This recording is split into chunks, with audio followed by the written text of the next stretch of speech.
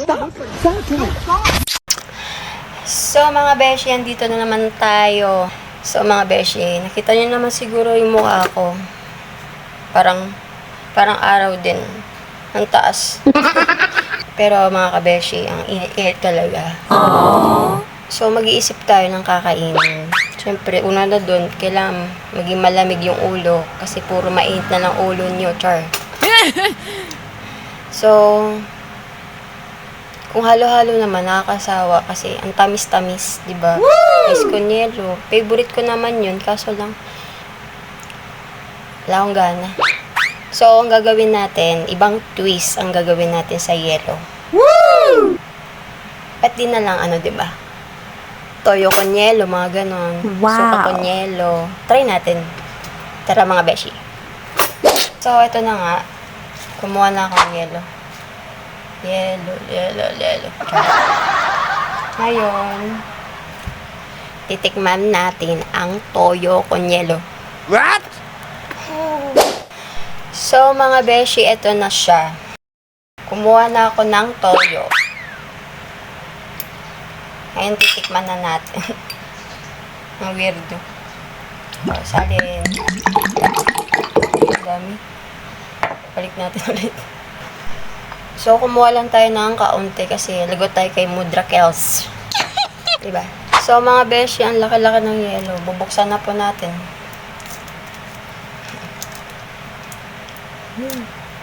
So, ang tagal niya, di ba? Kahabaan ng pasensya.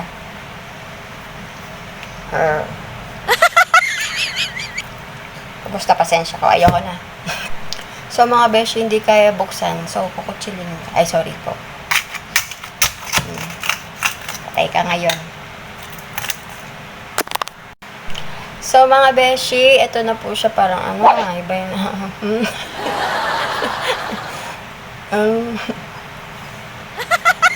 So, tatry na po natin yung toyo con yelo. So, mga may toyo dyan, pwede to kasi lalamig yung ulo nyo.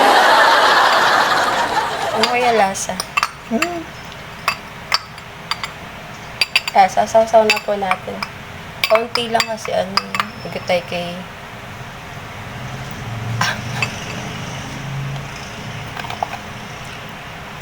sarap.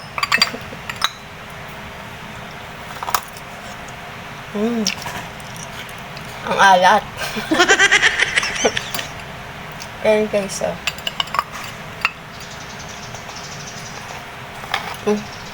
gusto ko lang hilamos.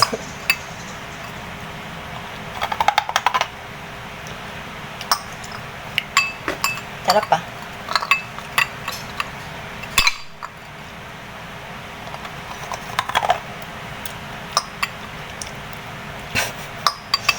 Ano ba naisip ko na to?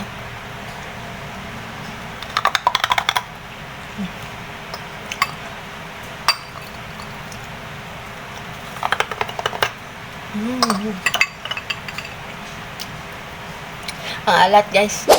So ngayon po, tatry naman po natin ang suka con yelo. So ayan na guys. Ay guys tuloy. Mga beshi, ito na po yung suka. Mukhang hindi naman na suka. Suka to. Suka po ito. So sasalin na po natin. Kahit konti lang po. Ayan. Hindi siya kita. Kasi puti siya. Malamang suka. May suka bang iba?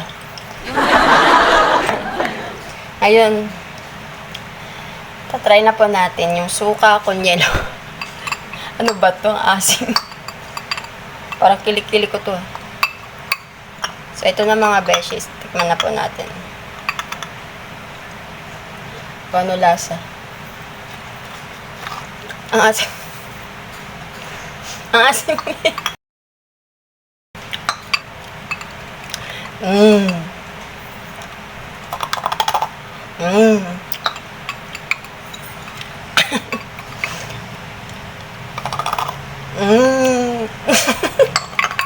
Asim.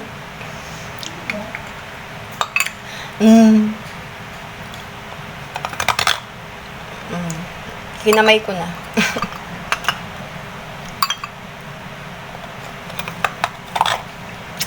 Ang lamig.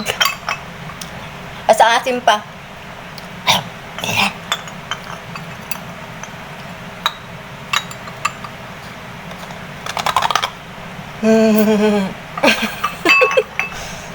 Grabe. Ngayon, tatry naman natin ang mantika con yelo char. Hindi yun. So, mga beshi, ngayon, pagkatapos natin ng suka, ang asim. Parang ako yun ah. So, ito naman sunod. Bagoong con yelo. Wala na to. Malala na. So, mga beshi, kukuha po tayo ng kaunti lang kasi masasayang. Sayang pagkain. Okay. Kaunti lang. Yan. Ito po, oh. Lagay na po natin dito sa mangkok na may yelo. Yan, guys. Naging mangga. Uy, kakaiba to ah. Baka nga iba dyan, magtatangulo yelo. Sobrang init. So, ito na guys. Sipin na lang natin. Mangga to. Ay, Diyos ko po. Ay, ayan. Hala, nagtubig na. Ayan. Teka lang, lalagyan natin sa tuktok. So, ito na guys, oh. Ito yung bagoong. Masarap siya. Masarap kasi yung bagoong. Kaso may halong lamig. Yun lang. Sarap. Sarap pa siya inumin eh. Sayang wala mangga. Masarap siya guys.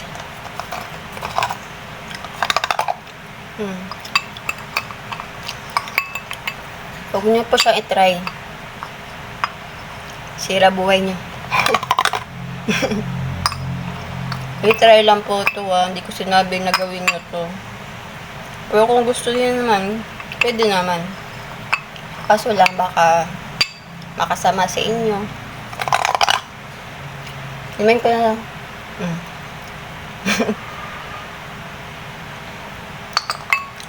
Sarap. Masarap yung pag may mangga. So, ngayon mga beshi, itatry naman natin ang ketchup con yelo. O, diba? Ito na po yung yelo. Wala akong ketchup. So, ito na guys. Bigyan na po natin. Ay, naparami. Yan po, o. Diba? Ketchup con yelo, bagong recipe. Ayan guys, o. Ay. Kikita yung ano. Ayan guys. Ketchup con yelo. Ayaw pa mabuhos. Diyos ko po. Inang. Ay. Ayan. Ayan guys, ketchup.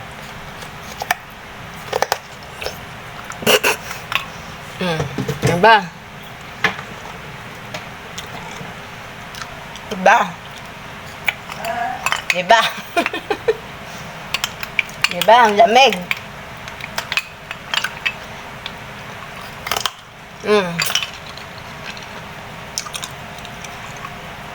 Kumain kang ano.